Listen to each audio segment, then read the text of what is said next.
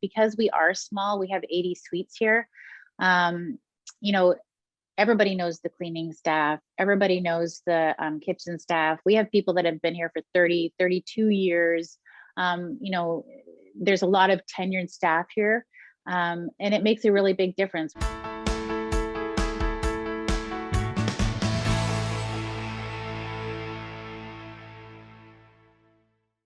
I spoke with Sharon King, who's a sales consultant at Revera Bradgate Arms in Toronto, Ontario. We talked about the community feel as a result of the staff retention and the shift to virtual activities. We also spoke about the challenges that families face when choosing a community. Take a look. What are 3 things that you love about your job? I get to work with older adults. I get to really help people because it's a very overwhelming process for people. I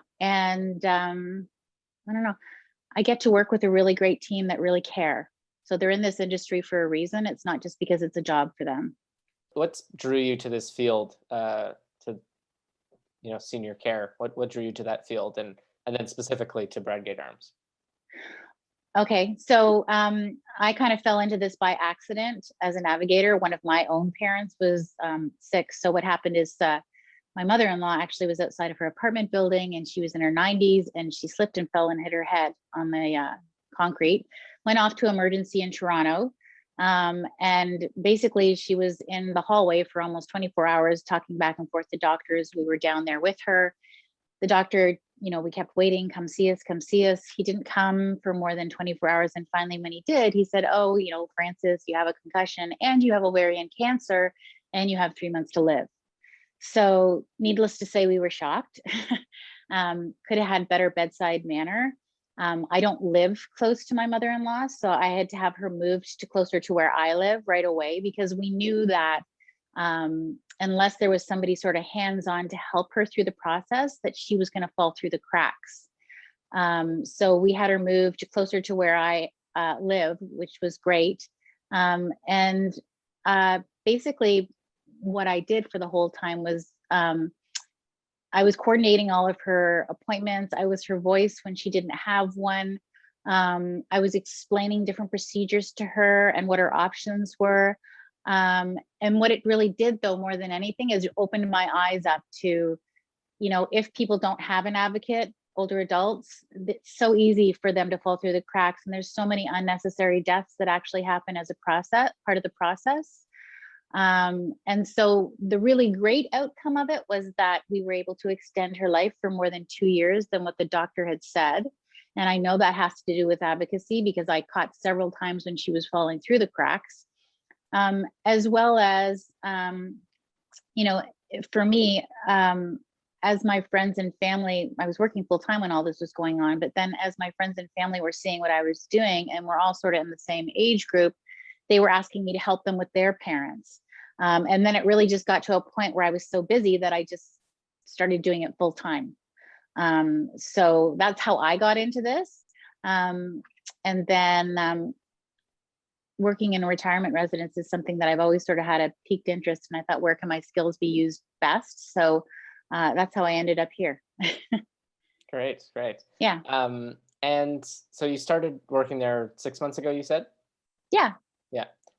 So what first surprised you when you joined? I think one of my biggest surprises, and I don't want to sound like I'm trying to promote the place, but our website doesn't do it justice. And when I walked in for the first time, we have an atrium that's 6 stories high and all skylighted. I didn't realize we had that. So I kind of walked in and went, oh, it's really grand and beautiful.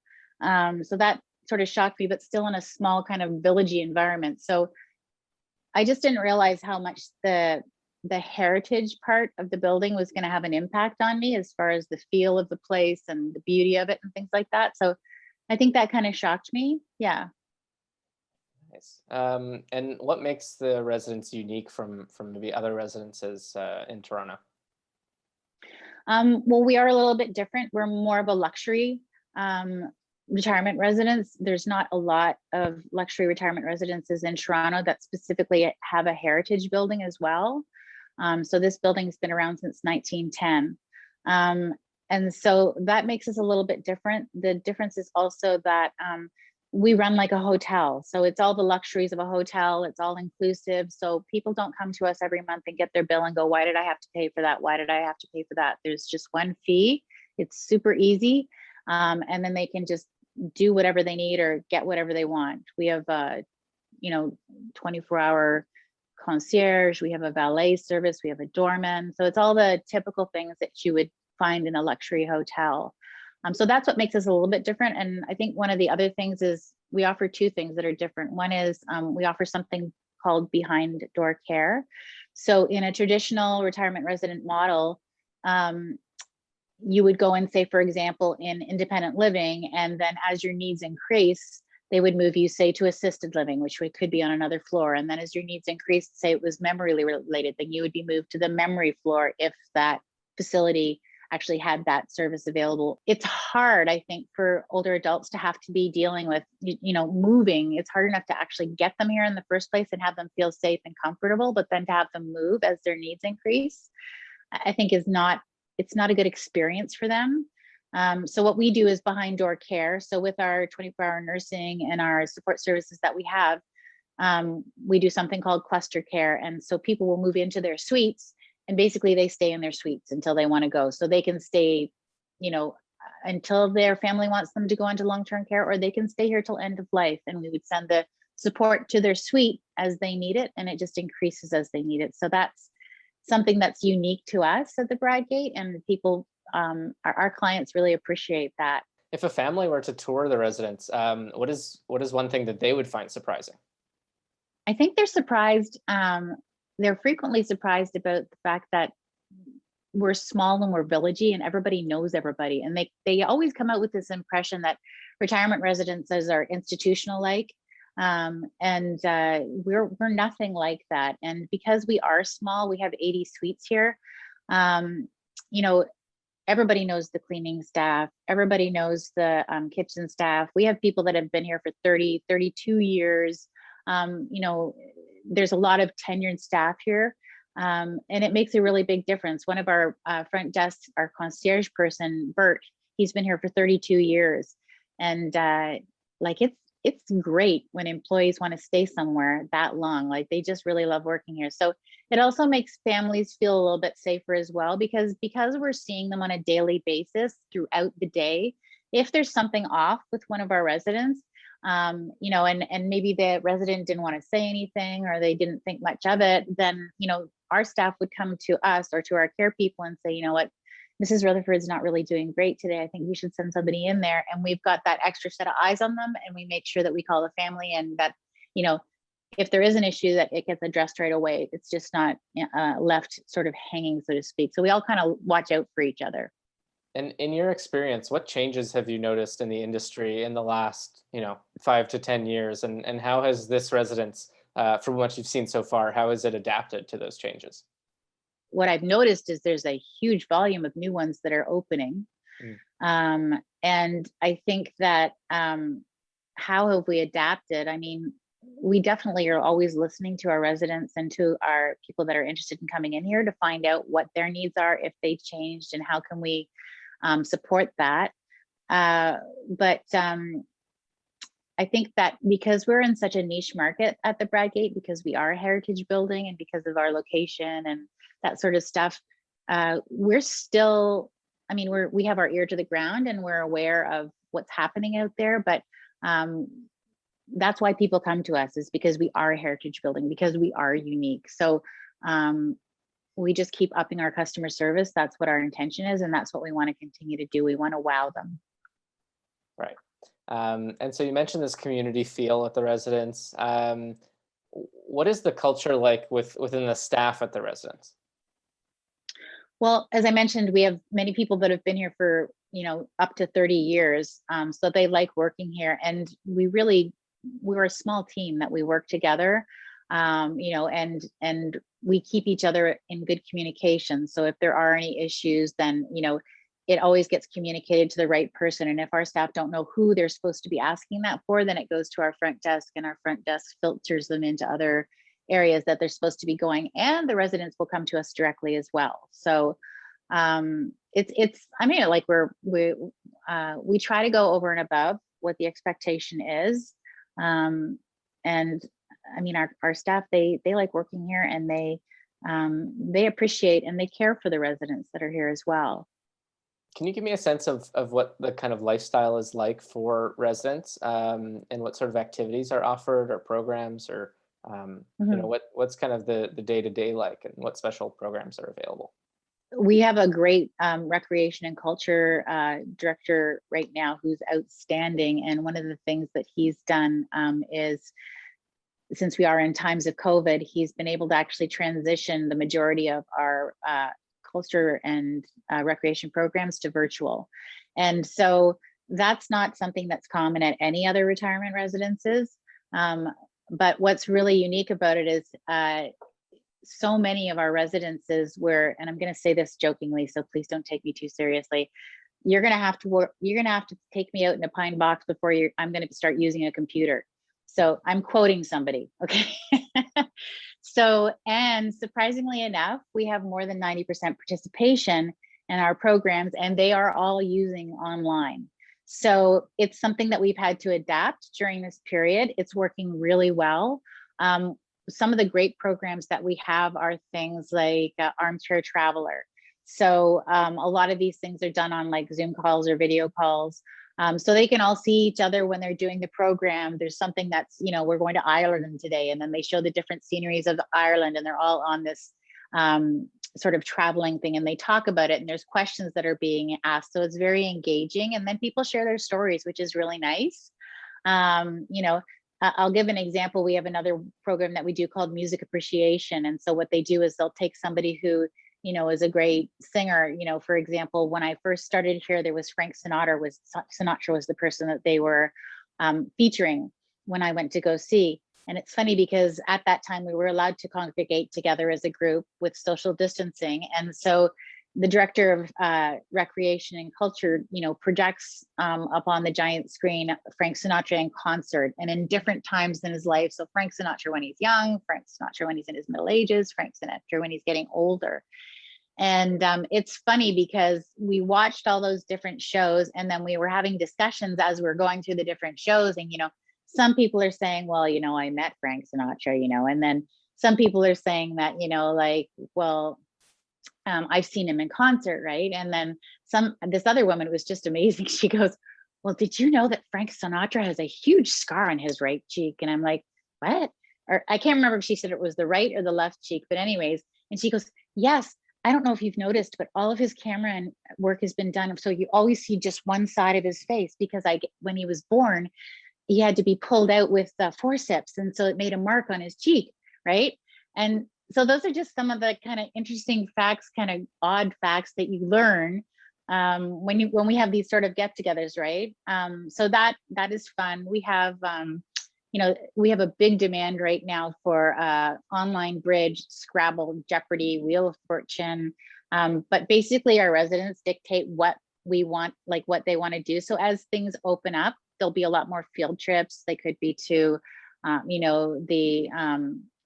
the ROM or to the theater, anything that is really of interest, we are listening on an ongoing basis. What's some other ones? We have lecture series called For Stimulating Minds, which are really quite interesting. Again, people bringing their history and their background with them when we're having these conversations. We have fitness programs, which we have many fitness programs, but one that we're very proud of is we have a 3-tiered fitness program. So basically what it's really supposed to do for people is to help them rebuild their muscle tone so that they're not at risk of falling. So the first 2 levels are things like where they are working on their muscle tone. So for standing, sitting, turning to get out of their bed, getting in and out of cars, that sort of stuff, so that they have that strength, so they're at less risk of falls. And then the 3rd level is really, it's progressive. So we test them when they first come in to see where they're at, and then we identify the best place for them. And then if they want it to be progressive, it can. If they want to stay at the level that they want, that can too. But we also have other programs outside of that, like yoga, dance. We have an outside fitness person who he still does his class virtually, but I haven't seen what he does, but I hear like a ton of laughter whenever he's around. So because our one of our larger rooms that we would do, our video fitness for him in particular, all of the, in that room, there's about 6 windows that actually look into our atrium. And so we can hear everything. So it's very entertaining. So there's a lot of things to do. There's a lot of opportunities. I'm only mentioning just probably tip of the iceberg. But as I say, we celebrate everything, you know, St. Patrick's Day, Christmas Day, Hanukkah, you bet. Like every week there's a celebration. So yeah, there's a lot to do here if they choose to be involved in these different activities. I wanted to just talk about the food for a second because you know, food is very important for any residence. Yeah. How is dining structured at your residence, and how are the menus built? So I don't know if you know this, but because we were a boutique hotel at one point, we actually have a restaurant called Avenues, and it was open to the public, not just to the residents. So we have beautiful fine dining.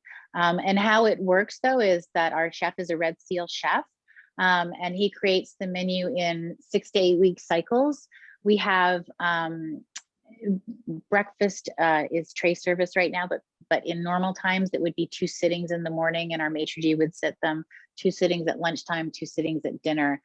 The menu development is ongoing. We take input from our residences through our, we have like a suggestion box, but we also, you know, as staff get to taste the food, so we know how delicious it is, so we can share it with people as well. So it's all very fine dining here. But if there's something on the menu that you don't like or whatever for that day, then we have like a la carte menu. So they can pick from that, and that has a lot of choices on it as well, like steak, fish, you know, things that, you know, would be different from the regular menu that they can just stick to. I mean, I'm a steak girl myself, but you know, not everybody's like that. So it's fine dining. It's really delicious food. It's nutritious.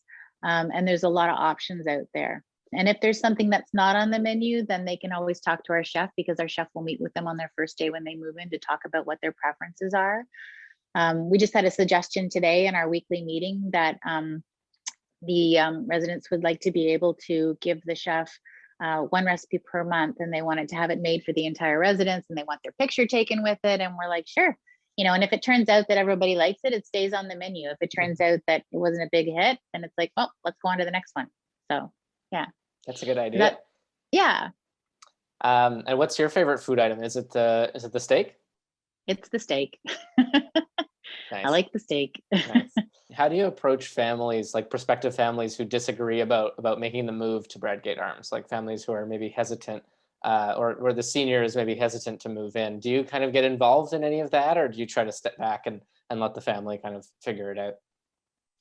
Well, it's my job to help facilitate them through the process.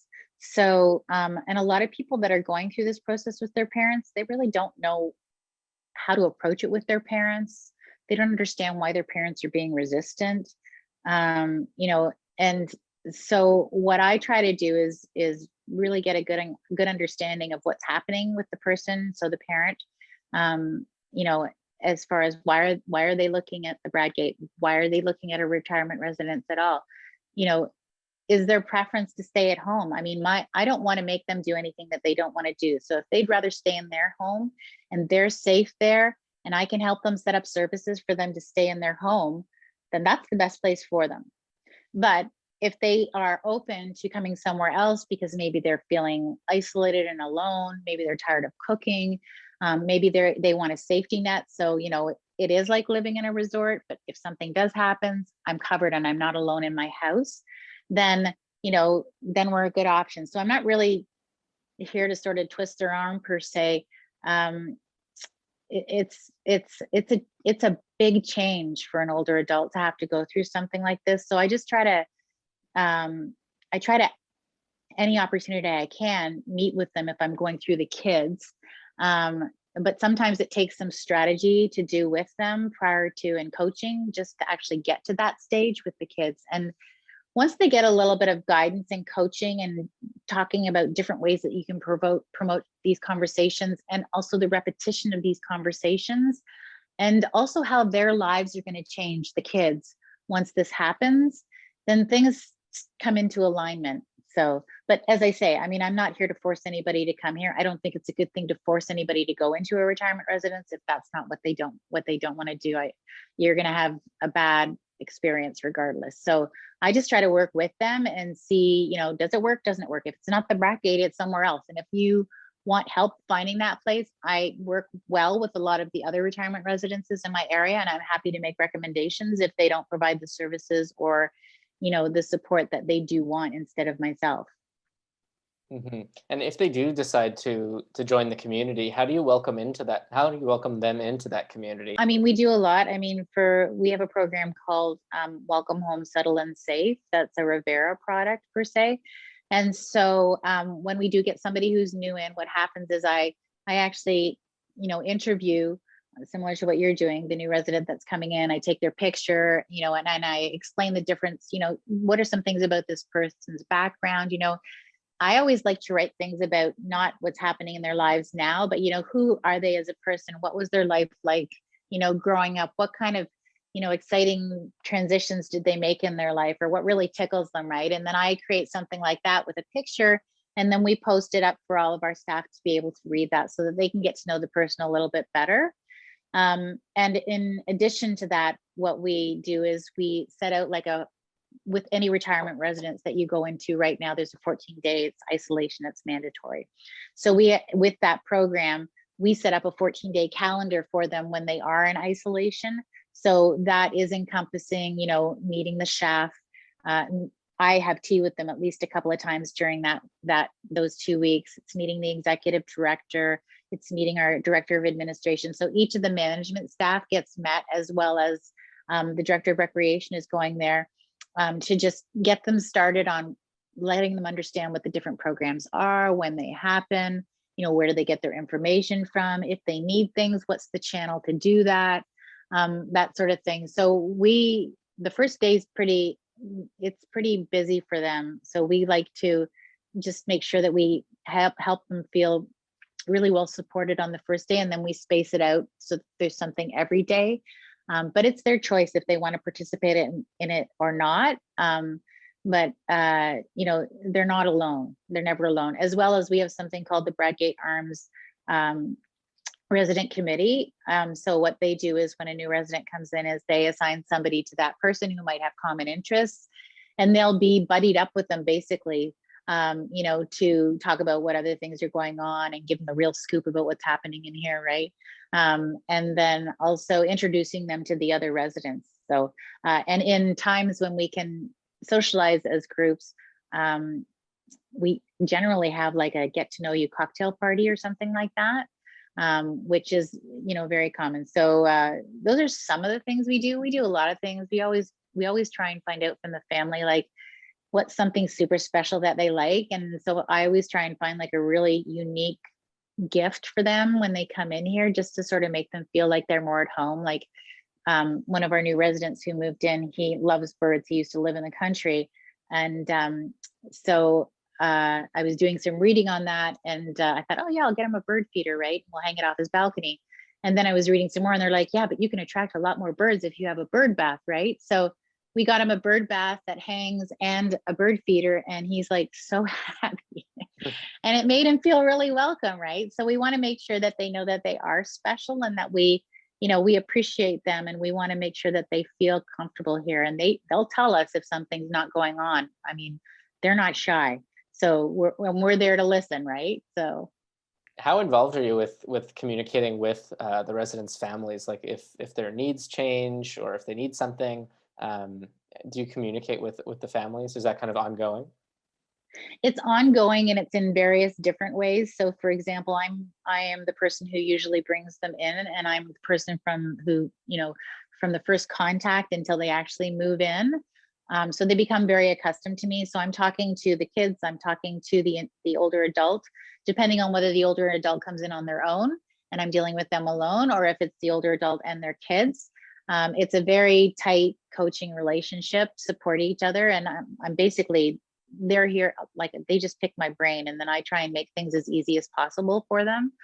And then once they move in here, when the executive director meets with them, and our director of administrative services, then they go through, like, they get a welcome binder when they come in, and we go through it with them individually, so they know for this kind of problems you call here, this kind of problems call there.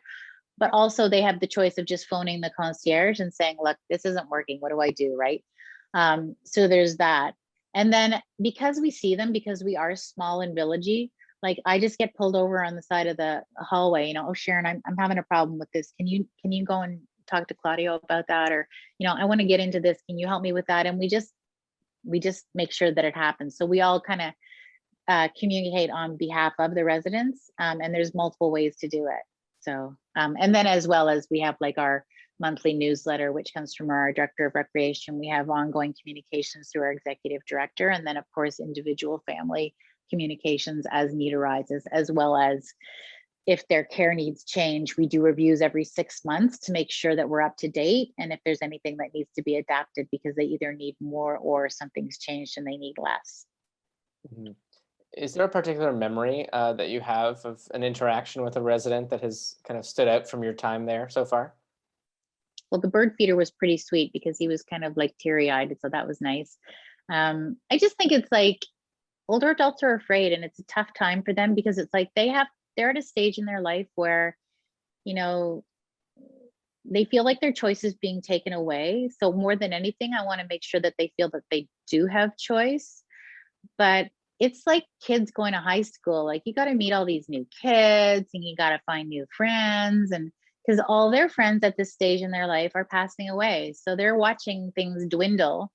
It's a tough time. So I think that just letting them know that, they're not going to be alone, and that, we are going to help them make new friends, and, we are going to make them feel welcome and home and still maintain their independence, which that is their choice, right? Does that make sense? Definitely, definitely. I mean, that goes with my last question, which was just, what's your advice for those who are, in their search now and considering, senior homes? Do you have any other advice for those people who are maybe prospective families or Yeah. seniors? I would say things like, well, number one, talk to your parents about it. Don't ambush them. Number two, I would suggest that a lot of people don't realize that, but if you want to move into a retirement residence, or you want your parents to move into a retirement residence, they have to be healthy coming in. If they're not coming in healthy, they're not going to get in. So then they end up going to long-term care, and then their choices are taken away. So it's important that people understand that, when older adults say, well, I'll come when I'm having problems or when I can't do that anymore, but they may not be eligible, and they may inadvertently be doing something like having their choice taken away by doing that. So I think it's important that they understand that. I also think that families need to understand what their budget is, because there's a ton of different residences out there that offer different price ranges and different services. And when you are looking at your budget, look at your budget and look at your care as an add-on, because care is an additional cost. So, you might be coming in and you're saying, like, I can afford this much per month, and I could probably, afford like annual rent increases or something. But if it turns out, which is more likely than not, that their care needs increase, you have to have a buffer to make sure that you're not caught in a bad situation, if that you don't have enough money for your budget and then they have to move. We don't want that.